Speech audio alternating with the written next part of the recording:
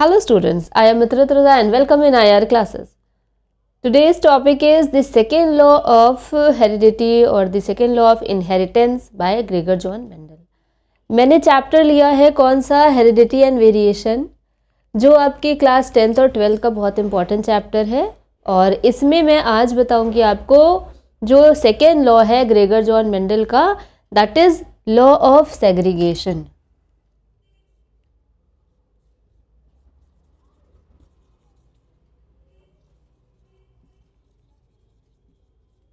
Second law of inheritance, इसको कि हम क्या कहते हैं, लॉ ऑफ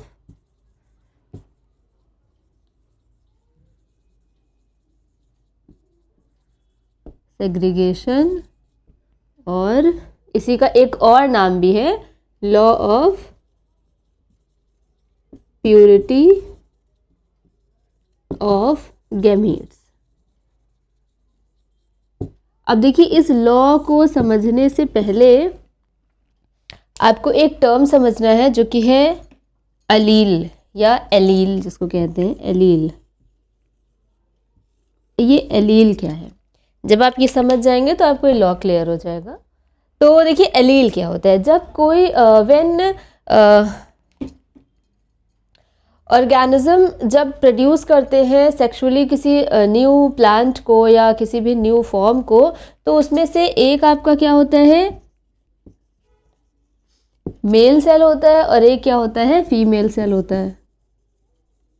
तो इन दोनों के कैरेक्टरिस्टिक्स मिल करके एक जाइगोट को फॉर्म करते हैं। ठीक है, तो इसमें दो फैक्टर्स होते हैं, दो फैक्टर्स में से एक फैक्टर मेल से होता है, एक फैक्टर फीमेल से होता है, यही एलील होता है। यानी फॉर एग्जांपल सपोज अगर हम बात कर रहे हैं कैपिटल टी, तो ये कैपिटल टी मिल करके बना रहा है कैपिटल टी यानी कि जाइगोट। तो इसमें से ये सिंगल कैपिटल टी क्या है, दिस इज एन एलील।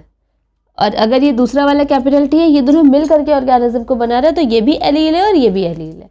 या अगर हम कहें कैपिटल टी स्मॉल टी, तो ये पूरा ही ऑर्गेनिज्म है, तो इसमें capital T and small T both are alleles. Clear हुई बात कि कोई भी एक, दोनों जो फैक्टर्स मिल करके ऑर्गेनिज्म को बनाते हैं वो एलील होता है।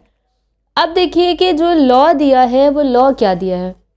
देखिए मैंने लॉ जो इसमें स्टार्ट किया था ये चैप्टर, उसमें मैंने पहले ही एक वीडियो करी है जो लॉ के स्टार्टिंग से पहले की वीडियो में, जिसमें मैंने लॉ नहीं पढ़ा है, उसमें से कुछ टर्म्स पढ़ा है। उन टर्म्स में मैंने बताया होमोजाइगस, हेट्रोजाइगस, तो इसके लिए आप मेरी पिछली वीडियो ज़रूर देखिएगा। इस वीडियो में मैं जो आपको बता रही हूँ वो है सेकेंड लॉ। सेकेंड लॉ क्या है, लॉ ऑफ सेग्रीगेशन या law of purity of gametes. तो इसमें ये दिखाया, मेंडल ने क्या किया था, सेल्फिंग कराई थी F1 प्रोजेनीज की। F1 प्रोजेनी क्या है, इन्होंने क्या किया था, जो कैपिटल टी का क्रॉस कराया, पहले तो इसके गैमीट क्या हो जाएंगे, capital T and capital T, ये समझ लिए। फिर इन्होंने इसका क्रॉस किससे कराया था, small T and small T से। ये फर्स्ट लॉ की बात मैं कर रही हूँ। इसके गैमीट्स क्या थे, small T and small T थे। And after crossing he will get this.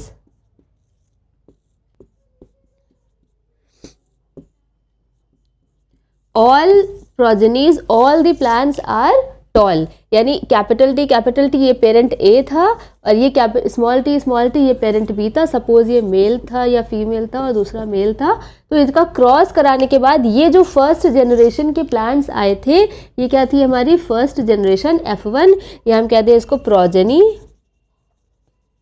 तो प्रोजेनीज में ये सब के सब टॉल थे। कैसे थे, ये सारे के सारे टॉल थे, सारे के सारे। ठीक है, अब इन्हीं टॉल प्लांट्स में से, मतलब इनकी सेल्फिंग करा दी, सेल्फिंग यानी इनके बीच सेल्फ पॉलिनेशन कराया। तो क्या हुआ, देखिए कैपिटल टी स्मॉल टी का क्रॉस कराया कैपिटल टी स्मॉल टी से। अब देखिए क्या इसके जो गैमीट्स आएंगे वो क्या आएंगे, क्या गैमीट्स होंगे, बताइए जल्दी से। Capital T small T, yes good, capital T and small T, हाँ है ना, यही तो होंगे ना गैमीट्स। अब ये हमारा F1 था, F1 के प्लांट्स के बीच में क्रॉस करा है, तो अब जो आएगा वो F2 आएगा। ठीक है, यानी कि सेकेंड जनरेशन। इसका फर्स्ट और इसका फर्स्ट मिलाने पर मिलेगा कैपिटल टी, इसका फर्स्ट और इसका second capital T small T, इसका सेकेंड एंड इसका first, capital T small T, मतलब एक कैपिटल टी और एक स्मॉल टी है, और लास्ट में क्या हो जाएगा, स्मॉल टी स्मॉल टी। अब देखिए ये तो इसका है फिनोटाइप, सॉरी ये तो इसका है जीनोटाइप। ये क्या है, मैंने फिनोटाइप और जीनोटाइप भी बताया इससे पहले वीडियो में, इसको जरूर देखिएगा। फिनोटाइप और जीनोटाइप क्या है, genotype means the genetic expression, ये इसका जेनेटिक एक्सप्रेशन है कि कैपिटल टी है, देखिए इसका फर्स्ट कैपिटल टी है, इसका भी फर्स्ट कैपिटल टी है, क्रॉस कराया तो क्या हुआ, capital T.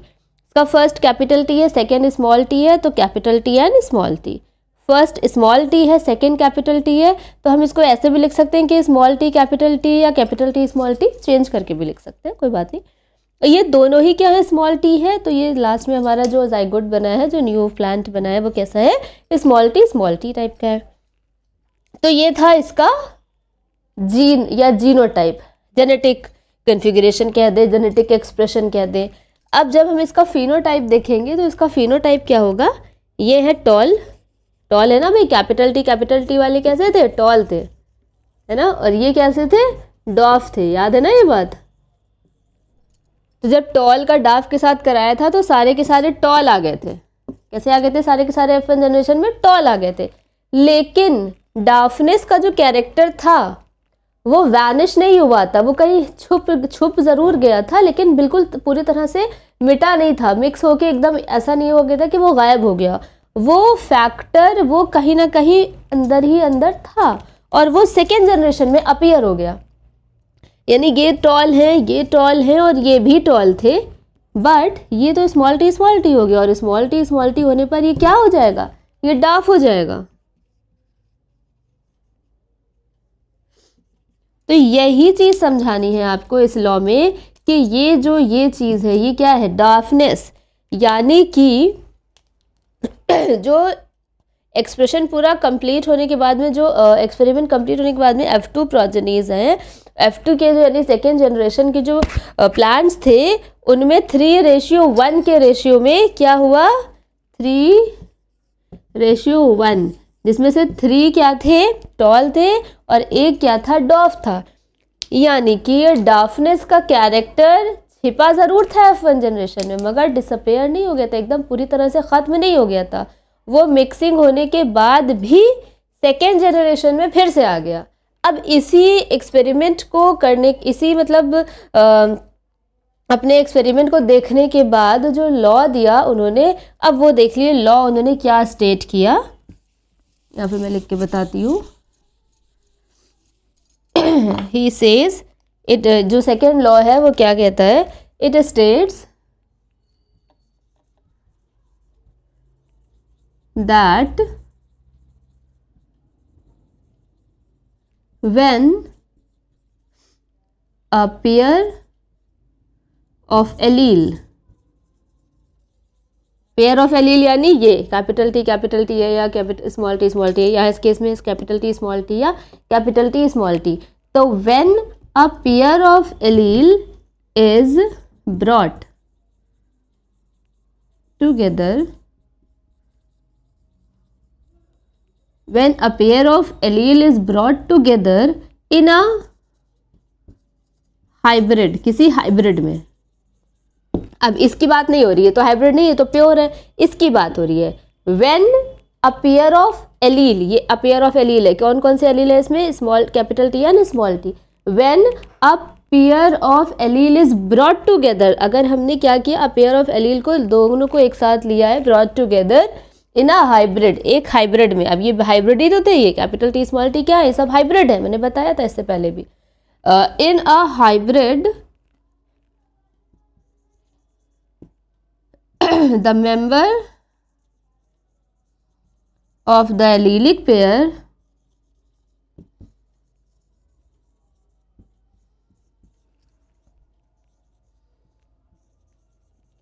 remain together without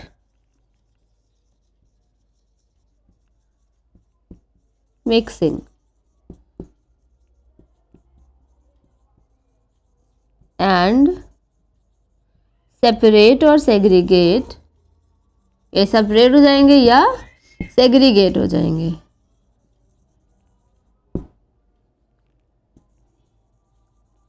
separate or segregate from each other when the together without mixing and separate or segregate from each other when the hybrid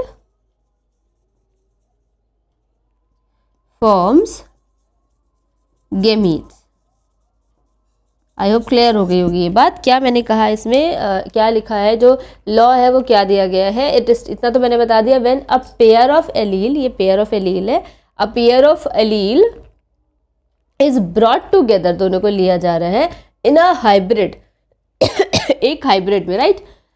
in a hybrid the member of the allele, इसके जो members हैं, members of the allelic pair remain together, दोनों हैं एक साथ हैं, remain together without mixing, यानी कि इसमें ये जो मेंबर है, ये स्मॉल टी कैपिटल टी में ये दोनों एक साथ तो हैं, है ना, ये दोनों एक साथ हैं, मगर दोनों में मिक्सिंग नहीं हुई है। Together without mixing, capital T small T में, मतलब ये कैपिटल टी था टॉल से आया था, स्मॉल टी था डाफ से आया था, इन दोनों के बीच कोई मिक्सिंग नहीं हुई है ना, कोई मिक्सिंग नहीं हुई है, हाइब्रिड तो बन गया। यानी हमारे फर्स्ट जनरेशन में टॉलनेस दिखा, क्योंकि वो क्या था, डोमिनेंट कैरेक्टर था, डोमिनेट कर रहा था, लॉ ऑफ डोमिनेंस के हिसाब से उसको टॉल होना था, वो टॉल तो हुआ लेकिन मिक्स नहीं हुआ स्मॉल टी वाले जीन के साथ, है ना।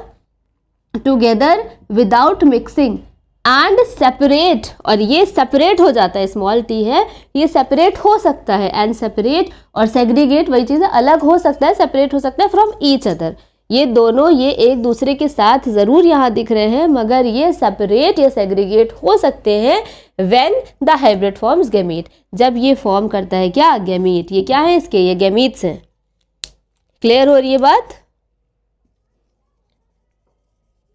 जब ये हाइब्रिड से गैमीट्स बनते हैं, जब ये हाइब्रिड से गैमीट्स बनते हैं तो ये दोनों अलग अलग हो जाते हैं, सेपरेट हो जाते हैं। यहाँ पे मिक्स फॉर्म में ज़रूर यहाँ लिखे हैं, मगर इनकी मिक्सिंग नहीं हुई है इनके कैरेक्टर्स की, ठीक है, यहाँ पे कैरेक्टर्स की मिक्सिंग नहीं हुई है। गैमीट जब बन रहा होता है तो ये दोनों ही अलग अलग हो जाते हैं, और लास्ट में तभी तो यहाँ पे डाफ कैरेक्टर दोबारा दिख गया, वरना ना दिखता, क्योंकि ये गैमीट फॉर्मेशन में अपना प्रभाव दिखा रहे हैं। जब मतलब जो है प्रभाव नहीं दिखा रहे हैं, मतलब यहाँ पे ये है कि गैमीट फॉर्मेशन में ये अपीयर हो रहे हैं, दिख रहा है, हाँ, सेपरेट हो रहे हैं या सेग्रीगेट हो रहे हैं from each other when the hybrid forms gamete. ये पूरा आपका लॉ है, इसको हमने क्या कहा है, लॉ ऑफ इनहेरिटेंस का सेकेंड लॉ ऑफ इनहेरिटेंस, या ये लॉ ऑफ सेग्रीगेशन है, क्योंकि सेग्रीगेट हो रहा है, सेपरेट हो रहा है ना, इसीलिए इसको लॉ ऑफ सेग्रीगेशन कहा है। और law of purity of gametes, यानी कि गैमीट्स जो हैं वो प्योर हैं, क्योंकि ये प्योर गैमीट्स फॉर्म कर रहा है, कोई भी प्लांट है वो प्योर गैमीट्स को फॉर्म करता है, इसीलिए इस लॉ को law of purity of gametes भी कहा गया है। ये आपके क्वेश्चन में पूछा जाता है, why the law of segregation is called the law of purity of gametes, because in this the gametes are pure, gametes will form purely, gametes क्या होते हैं, प्योरली फॉर्म होते हैं, इसीलिए हम इसको law of purity of gametes भी कहते हैं। ये बहुत इंपॉर्टेंट लॉ है, और ये सेकेंड लॉ बहुत पूछा भी जाता है, फर्स्ट और सेकेंड एक साथ भी पूछा जा सकता है, और ऐसे भी पूछा जा सकता है कि मेंडल के लॉज बताइए, तो उसमें 3 लॉज हैं, आपको तीनों देना होंगे। फर्स्ट लॉ मैंने इससे पहले वीडियो में किया है, और आज ये मैंने आपको सेकेंड लॉ एक्सप्लेन किया है। अब नेक्स्ट वीडियो में मैं थर्ड लॉ भी एक्सप्लेन करूँगी। तो आज के लिए इतना ही। अगर आपको कोई कन्फ्यूजन या प्रॉब्लम है सो आप मुझे कमेंट बॉक्स में ज़रूर लिखकर बताइए, और अपने सजेशंस भी दीजिए उसमें, ठीक है। तो आई होप आपको क्लियर हो गई होगी बात। Thank you.